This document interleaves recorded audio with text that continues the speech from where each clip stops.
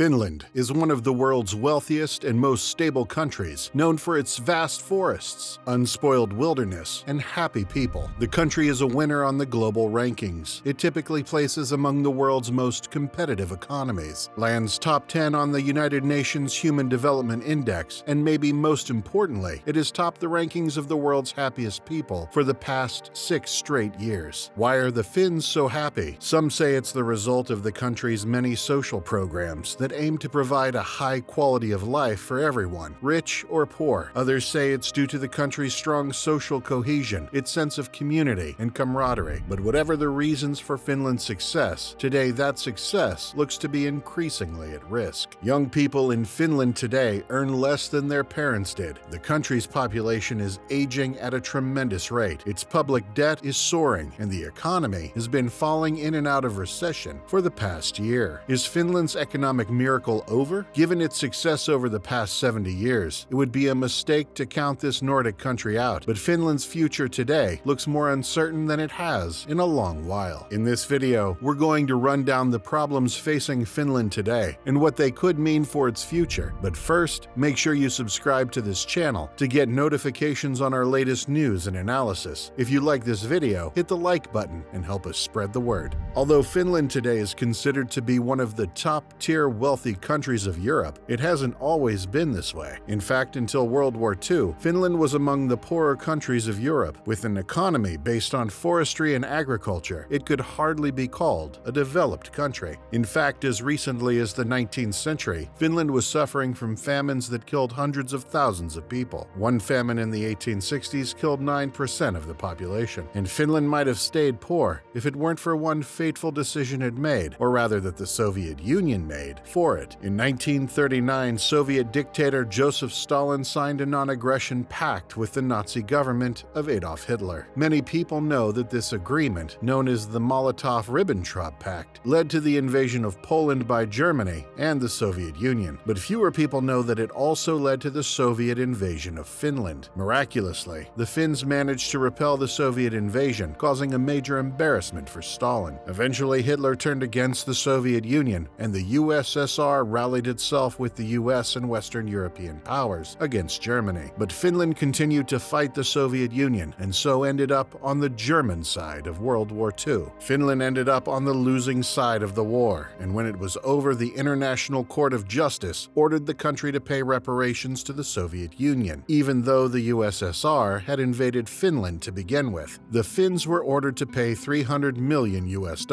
At today's price levels, that's the equivalent of $6.4 billion.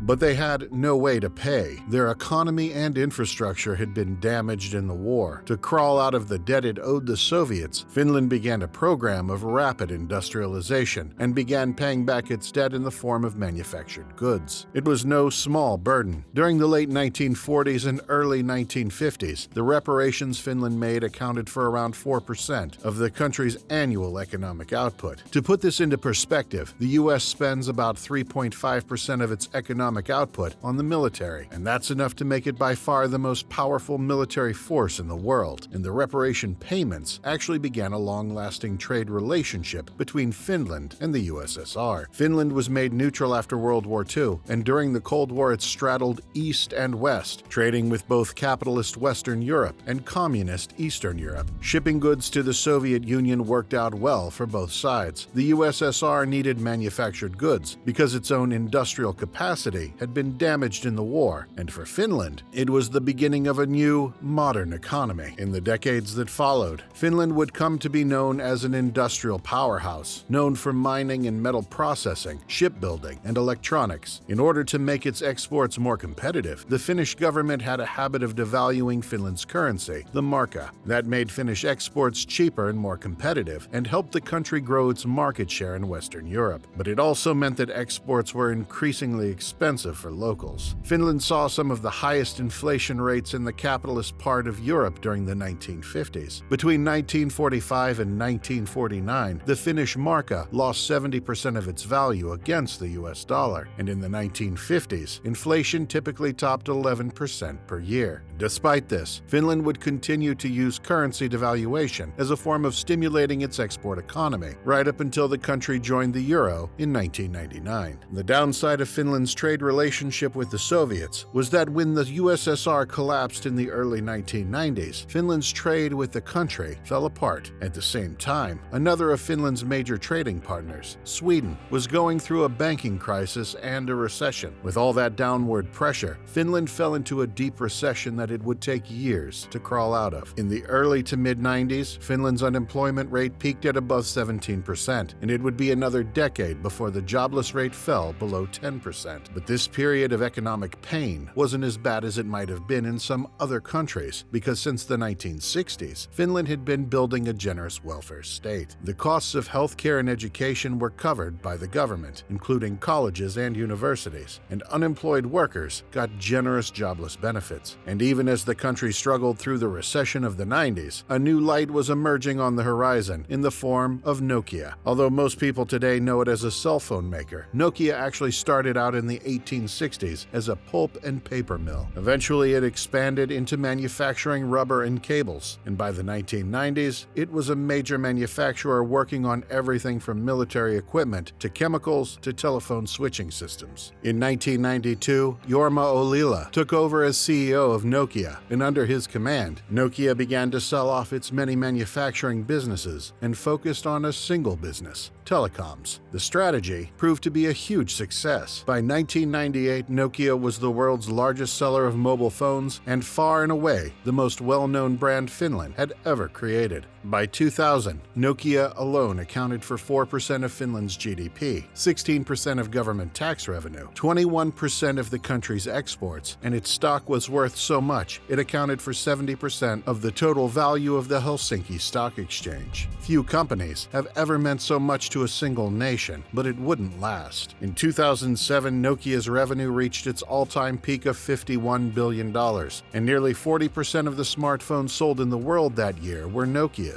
But that same year, Steve Jobs introduced the world to the iPhone, and from then on, things went downhill fast for Nokia. The company simply couldn't keep up in the age of the smartphone. It got lapped by not only Apple's iPhone, but pretty soon by Samsung, and then HTC, and then all the other companies that jumped into the smartphone market. In 2014, Nokia sold off its smartphone business to Microsoft, bringing the greatest Finnish business success story to an end. Since then, Finland has muddled along much like other European countries, thanks to low interest rates and money printing at the European Central Bank. And as the years have gone by, problems have been building in the background of Finland's economy. For one thing, the country is aging quickly. Today, 23% of Finland's population is above the age of 65. That's the fourth highest rate in the world, behind only Monaco, Japan, and Italy. Like many other countries, Finland had a baby boom after World War II, but in Finland, that boom came to an end early and sharply. By 1970, Finland's birth rate was below the 2 children per woman needed for a country to keep its population stable. Today, Finland's birth rate is 1.37 children per woman, lower than any other Nordic country. Making things worse is the fact that Finland's generous social programs make it easy for many people to retire early. In Finland, many people retire in their 50s. In fact, 18% of 50-year-olds are already collecting some form of retirement pension, and by age 61, only 30% of the population is still working. This is causing a massive drag on Finland's economy, with fewer and fewer working-age people supporting a growing cohort of retired people, and that in turn is causing government borrowing to swell. In the past 10 years, Finland's public debt as a share of GDP has grown from 60% to 73%. A number of solutions have been proposed, including finding ways to keep people working past the age of 60, as well as immigration. For Finland, immigration has worked out reasonably well, which some people attribute to the fact that Finland's immigrants are offered financial and social support, and others attribute to the fact that Finland's immigrants largely come from nearby countries that are culturally close to the country, such as Estonia and Russia. But even in Finland, sentiment is turning against immigration. This seems to have less to do with any social problems caused by immigrants, and more to do with the social problems seen in other European countries, which have not managed their immigration as well as Finland has. The Finns have been watching the problems in Sweden and France France's immigrant communities, and increasingly they have been saying, "We don't want this to be us." In elections this spring, the Finns threw out their coalition government led by the Social Democratic Party and installed a new coalition government led by right-wing, anti-immigrant parties. It's hard to overstate what a major change this is. The Social Democrats dominated Finnish politics for much of the post-World War II era, and their defeat in favor of anti-immigrant parties marks a historical change for Finland. Already, the new government is cracking down on immigration, reducing refugee intake to 1/3 of its previous level, making it more difficult for immigrants to become permanent residents or citizens. Some parties in the ruling Conservative coalition don't want cuts to immigration. They agree to them as part of a compromise between the ruling coalition parties that also includes what many expect will be major cuts to Finland's welfare state. The coalition plans to cut the equivalent of $6 billion